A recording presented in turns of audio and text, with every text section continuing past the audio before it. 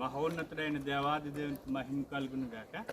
మన రక్షకుడైన యేసుక్రీస్తు శుభప్రదనామములో ఇశ్రాయేలులోని టెల్ దాను అన్నటువంటి పట్టణంలో నుంచి మీతో మాట్లాడటానికి ప్రభు ఇచ్చిన కృపను బట్టి ప్రభుని ఎంతగానో స్తుతిస్తా ఉన్నాను.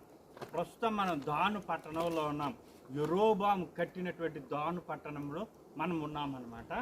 అయితే ఇది ఏంటి ప్రాధాన్యత అని చూసినట్లయితే కొంచెం అటు ఉంటాం.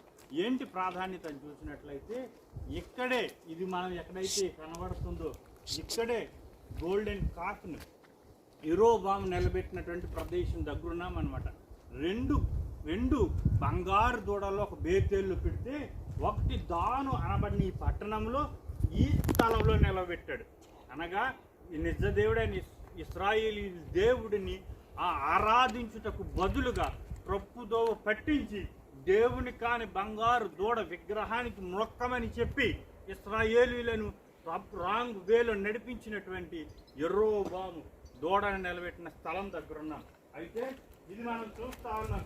ఇదేమిటి అనగా, నాకు మీకు వినబడుతుందో లేదు, ఇదేమిటి అనగా ఆనాడు ఈ దూడకు బలులు దహన బలిగా అర్పించేటువంటి దహన బలిపీఠం ఇది.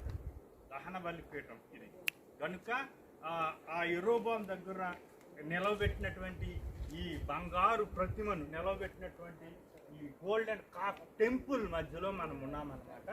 ఇవో ఇక్కడ చూసినట్లయితే చిన్న బావి కూడా మనకు కనబడతా ఉంటుంది. చిన్న బావి కూడా చిన్న దహన బలికి బావి కనబడతా ఉంటుంది.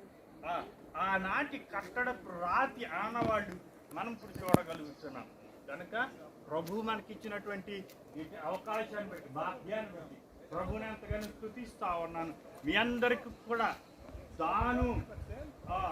దానులో ఉన్నటువంటి బంగారు దూడ స్థలంలో నుండి మీ శుభాలు తెలియపరుస్తూ నా మాటలు ముగిస్తున్నాను. దేవుడు మిమ్మల్ని దీవించును గాక. ఆమేన్. ఆమేన్.